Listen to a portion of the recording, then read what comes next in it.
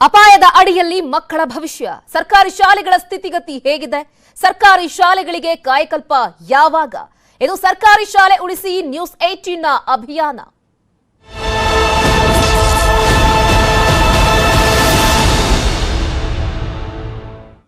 News 18 ನಲ್ಲಿ ಸರ್ಕಾರಿ ಶಾಲೆಗಳ ದುಸ್ಥಿತಿ ಬಗ್ಗೆ ಅನಾವರಣ ಆಗ್ತಾ ಇದೆ.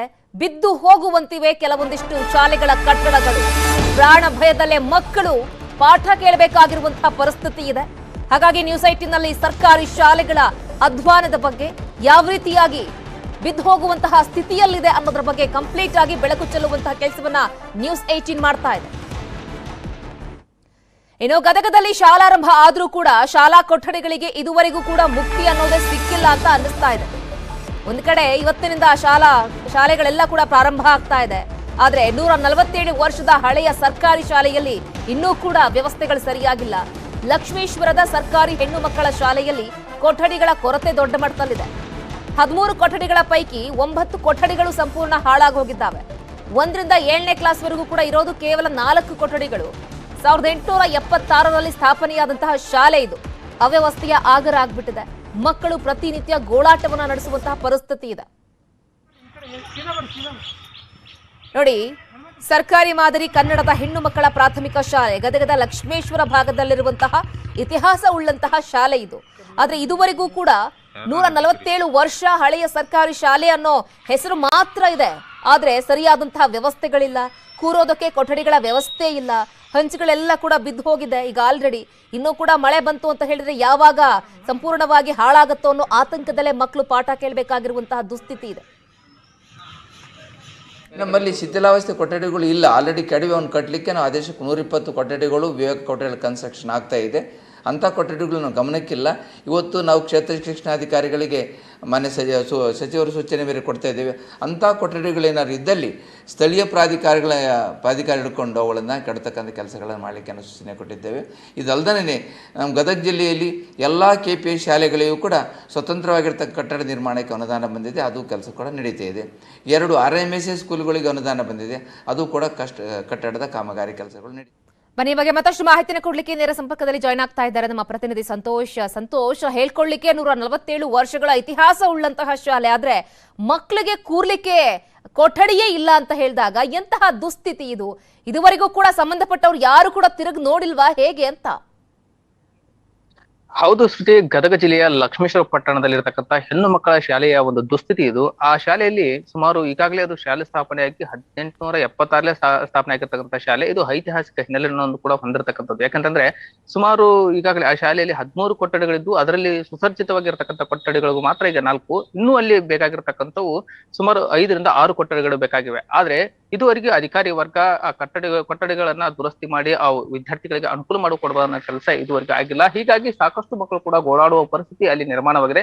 ಇದು ಲಕ್ಷ್ಮೇಶ್ವರ ಒಂದೇ ಅಲ್ಲ, ಗದಗ ಜಿಲ್ಲೆಯ ಬಹುತೇಕ ಶಾಲೆಗಳಲ್ಲಿಯೂ ಕೂಡ ಈ ಒಂದು ಪರಿಸ್ಥಿತಿ. ಗದಗ ಜಿಲ್ಲೆಯಲ್ಲಿ ಒಟ್ಟು ಹಿರಿಯ ಪ್ರಾಥಮಿಕ ಶಾಲೆ 252 ಕಿರಿಯ ಪ್ರಾಥಮಿಕ ಶಾಲೆ ಇದ್ರೆ 530ಕ್ಕೂ ಹೆಚ್ಚು ಹಿರಿಯ ಪ್ರಾಥಮಿಕ ಶಾಲೆಗಳಿದಾವೆ. ಜೊತೆಗೆ ಪ್ರೌಢ ಶಾಲೆಗಳು ಸಹ 342ಕ್ಕೂ ಅಧಿಕ ಶಾಲೆಗಳಿದಾವೆ.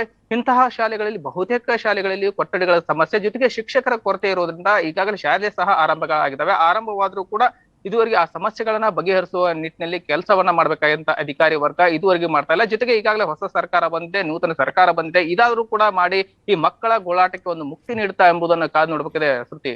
ಓಕೆ ಸಂತೋಷ್, ಥ್ಯಾಂಕ್ ಯು ತಮ್ಮೆಲ್ಲ ಕಂಪ್ಲೀಟ್ ಮಾಹಿತಿಗೆ. ಇನ್ನು ಬೇರೆಲ್ಲ ಬಿಡಿ, ಮಾಜಿ CM ಕುಮಾರಸ್ವಾಮಿ ಅವರ ತವರಿನಲ್ಲೇ ಶಾಲೆಯ ದುಸ್ಥಿತಿಯನ್ನು ನಾವು ತೋರಿಸ್ತಾ ಹೋಗ್ತೀವಿ. ಈಗ್ಲೋ ಆಗ್ಲೋ ಬಿದ್ದು ಹೋಗುವಂತಿದೆ ಸರ್ಕಾರಿ ಶಾಲಾ ಕಟ್ಟಡ ಒಂದು. ಮಾಜಿ CM ಕುಮಾರಸ್ವಾಮಿ ಅವರ ತವರಿನಲ್ಲೇ ಶಾಲೆಯ ದುಸ್ಥಿತಿ ಇರೋದು. ಚನ್ನಪಟ್ಟಣದ ಡೂಮ್ ಲೈಟ್ ಸರ್ಕಲ್ ಬಳಿ ಇರುವಂತಹ ಸರ್ಕಾರಿ ಶಾಲೆ ಇದು. ಈಗ್ಲೋ ಆಗ್ಲೋ ಬಿದ್ದು ಹೋಗುವಂತಹ ಮಟ್ಟದಲ್ಲಿದೆ. ಶಿಥಿಲಾವಸ್ಥೆಯಲ್ಲಿ ಪೆಟ್ಟ ಸರ್ಕಾರಿ ಶಾಲೆ ಇದೆ. ಮಳೆ ಬಂದ್ರೆ ಯಾವಾಗ ಬೀಳತ್ತೆ ಅನ್ನೋ ಒಂದು ಆತಂಕ ಇದೆ. 1ನೇ ಕ್ಲಾಸಿಂದ 7ನೇ ತರಗತಿವರೆಗೆ ಸುಮಾರು 160ಕ್ಕೂ ಹೆಚ್ಚು ವಿದ್ಯಾರ್ಥಿಗಳು ಅಲ್ಲಿ ಓದ್ತಾ ಇದ್ದಾರೆ. ಈಗ್ಲೋ ಆಗ್ಲೋ ಬೀಳತ್ತೆ ಅನ್ನೋ ಒಂದು ಆತಂಕ ಕೇವಲ ಮಕ್ಕಳಿಗೆ ಮಾತ್ರ ಅಲ್ಲ, ಟೀಚರ್ಸ್ಗಳಿಗೂ ಕೂಡ ಇದೆ. ಹಾಗಾಗಿ ಜೀವ ಭಯದಲ್ಲೇ ಶಿಕ್ಷಕರು ಪಾಠ ಮಾಡಿದ್ರೆ ಅದೇ ಜೀವ ಭಯದಲ್ಲಿ ಮಕ್ಕಳು ಪಾಠ ಕೇಳಬೇಕಾಗಿರುವಂತಹ ದುಸ್ಥಿತಿ ಇದೆ. ನ್ಯೂಸ್ 18 ಕ್ಯಾಮೆರಾದಲ್ಲಿ ಆ ಅವ್ಯವಸ್ಥೆ ಬಟಾ ಬಯಲಾಗಿದೆ. ಒಂದು ಕೊಠಡಿಗಳನ್ನು ಹೊಂದಿದೆ. ಸುಮಾರು 60-70 ವರ್ಷದಷ್ಟು ಹಳೆಯದಾದಂಥ ಕಟ್ಟಡ ಇದು. ಈ ಕಟ್ಟಡಕ್ಕೆ ವಿಪರೀತ ಮಳೆಯಿಂದಾಗಿ ಎಲ್ಲ ಮೇಲ್ಛಾವಣಿ ಮತ್ತು ಗೋಡೆಗಳು ತುಂಬ ನೀರು ಸೋರಿದ್ದು ಮೇಲ್ಛಾವಣಿಗಳೆಲ್ಲ ಮಕ್ಕಳ ಮೇಲೆ ಕುಸಿಯುವಂಥ ಸಂಭವ ಇದೆ. ಇದಕ್ಕೆ ಸಂಬಂಧಪಟ್ಟಂಥ ಸ್ಥಳೀಯ ರಾಜಕಾರಣಿಗಳು, ಮುಖಂಡರು, ಇನ್ನೂ ಒಂದು 5-6 ರೂಮ್ಗಳು ಅವಶ್ಯಕತೆ ತುಂಬಾ ಇದೆ. ದಯವಿಟ್ಟು ಇದಕ್ಕೆ ಸಂಬಂಧಪಟ್ಟಂಥ ಅಧಿಕಾರಿಗಳು ಗಮನ ವಹಿಸಿ ನಮ್ಮ ಈ ಶಾಲೆನ ಉಳಿಸ್ಕೊಡ್ಬೇಕು. ನಮ್ಮ ಮಕ್ಕಳು ಇಲ್ಲಿ ಓದ್ತಾವ್ರೆ. ಇದು ನಿರ್ಮಾಣ ತುಂಬ ಇದಾಗಿಬಿಟ್ಟಿದೆ ಸರ್, ಹಳೇದಿದೆ. ಎಲ್ಲ ಮೇಲ್ಗಡೆಯಿಂದ ಮಕ್ಕಳ ಮೇಲೆ ಬೀಳ್ತಾ ಇದೆ. ಮಳೆ ಬಂದರೆ ನೀರು, ಆಮೇಲೆ ಹಾವು, ಕಾಂಪೌಂಡ್ ಇಲ್ಲ, ಮಕ್ಕಳು ಆಚೆ ಹೋದರೆ ಗಾಡಿಗಳು ಗುದ್ಬಿಡ್ತದೆ. 3-4 ಮಕ್ಕಳು ಇದೇ ಸ್ಕೂಲಲ್ಲಿ ಓದಿದ್ದು. ಸಕ್ಕ ಸಮಸ್ಯೆ ಇದೆ. ಈ ಸ್ಕೂಲು ಚುರುಕಿ ಗಿರ್ಕಿ ಎಲ್ಲ ಬಿದ್ದೋಗ್ತಾ ಇದೆ, ಮಕ್ಕಳುಗಳಿಗೆ ಜಾಸ್ತಿ ಎಫೆಕ್ಟ್ ಆಗ್ತಾ ಇದೆ.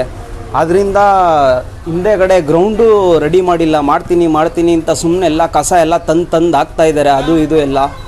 ಅದರಿಂದ ಅದು ಹಾವುಗಳೆಲ್ಲ ಜಾಸ್ತಿ ಆಗಿದೆ. ಅದರಿಂದ ಮಕ್ಕಳುಗಳು ಏನು ಆಟ ಆಡೋಕ್ಕೂ. ಇನ್ನು ಶಾಲೆ ಬಳಿಯಿಂದ ನಮ್ಮ ಪ್ರತಿನಿಧಿ ವೆಂಕಟೇಶ್ ಪ್ರತ್ಯಕ್ಷ ವರದಿ ನೀಡಿದ್ದಾರೆ, ಬನ್ನಿ ನೋಡೋಣ. ಸರ್ಕಾರಿ ಶಾಲೆಗಳು ಇವತ್ತಿನಿಂದ ಪ್ರಾರಂಭ ಆಗಿದೆ. ಮಕ್ಕಳು ಕೂಡ ಸರ್ಕಾರಿ ಶಾಲೆಗೆ ಬರ್ತಾ ಇದ್ದಾರೆ. ಆದರೆ ರಾಮನಗರ ಜಿಲ್ಲೆಯ ಚನ್ನಪಟ್ಟಣ ನಗರದಲ್ಲಿ ಇರತಕ್ಕಂಥ ಸರ್ಕಾರಿ ಹಿರಿಯ ಪ್ರಾಥಮಿಕ ಶಾಲೆ ಪೆಟ್ಟಾದಲ್ಲಿ ಏನು ಅವ್ಯವಸ್ಥೆಯ ಆಗರಾಗಿದೆ. ಈಗ ನೇರವಾಗಿ ಆ ದೃಶ್ಯಗಳನ್ನು ತಾವು ಕೂಡ ಗಮನಿಸ್ಬೋದು. ಚನ್ನಪಟ್ಟಣ ನಗರದ ಡೂಮ್ಲೆಟ್ ಸರ್ಕಲ್ ಬಳಿ ಇರತಕ್ಕಂಥ ಏನು ಸರ್ಕಾರಿ ಹಿರಿಯ ಪ್ರಾಥಮಿಕ ಶಾಲೆಯ ದುಸ್ಥಿತಿ ಇದು. ಏನು ಶಾಲೆಯಲ್ಲಿ ಇರತಕ್ಕಂಥ 12 ಕೊಠಡಿಗಳು ಕೂಡ ಸಂಪೂರ್ಣವಾಗಿ ಅವ್ಯವಸ್ಥೆಯಿಂದ ಕೂಡಿದೆ. ಏನು ಮೇಲ್ಗಡೆ ಇರತಕ್ಕಂಥ ಚುರ್ಕಿ ವಿದ್ಯಾರ್ಥಿಗಳ ಮೇಲೆ ಬೀಳ್ತಾ ಇರುವಂಥ ಸಾಧ್ಯತೆಗಳು ಇದ್ದಾವೆ. ಹಾಗೆ ಹಿಂದೆ ಕೂಡ ಸಾಕಷ್ಟು ಬಿದ್ದಿರುವಂಥ ಉದಾಹರಣೆಗಳು ಕೂಡ ಇದ್ದಾವೆ. ಈಗ ಕೆಲವೆಡೆ ಏನು ಸಿಮೆಂಟ್ ಪ್ಯಾಚ್ಗಳನ್ನು ಹಾಕಿ ಅದನ್ನು ಮುಚ್ಚಲಾಗಿದೆ.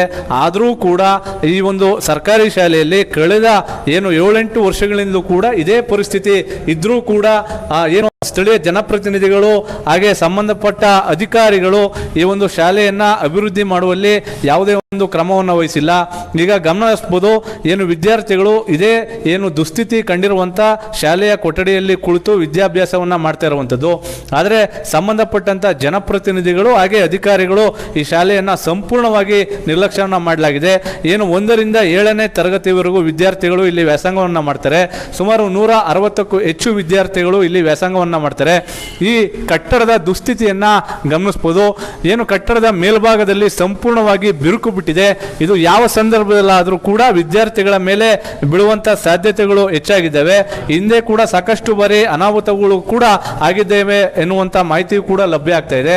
ಆದರೂ ಕೂಡ ಏನು ಸಂಬಂಧಪಟ್ಟಂತ ಜನಪ್ರತಿನಿಧಿಗಳು ಹಾಗೆ ಅಧಿಕಾರಿಗಳ ವರ್ಗ ಈ ಶಾಲೆಯನ್ನ ಅಭಿವೃದ್ಧಿ ಮಾಡುವಲ್ಲಿ ಯಾವುದೇ ಒಂದು ಕ್ರಮವನ್ನು ವಹಿಸಿಲ್ಲ. ಒಂದು ಕಡೆ ರಾಜ್ಯ ಸರ್ಕಾರ ಸರ್ಕಾರಿ ಶಾಲೆಗಳನ್ನ ಉಳಿಸಬೇಕು, ಬೆಳೆಸಬೇಕು ಎನ್ನುವಂತ ಮಾತನ್ನು ಹೇಳ್ತದೆ. ಆದರೆ ಮತ್ತೊಂದು ಕಡೆ ಸರ್ಕಾರಿ ಶಾಲೆಯ ದುಸ್ಥಿತಿಯನ್ನ ಗಮನಿಸೋದಾದ್ರೆ ಮಕ್ಕಳನ್ನ ಸರ್ಕಾರಿ ಶಾಲೆಗೆ ಯಾಕೆ ಕಳಿಸಬೇಕು ಎನ್ನುವಂತ ಪ್ರಶ್ನೆ ಕೂಡ ಮೂಡ್ತದೆ. ಹಾಗಾಗಿ ಕೂಡಲೇ ಈ ಒಂದು ಶಾಲೆಯನ್ನ ಅಭಿವೃದ್ಧಿ ಮಾಡಬೇಕು ಅಂತೇಳಿ ಒತ್ತಾಯಗಳು ಕೂಡ ಕೇಳಿಬರ್ತಾ ಇದೆ.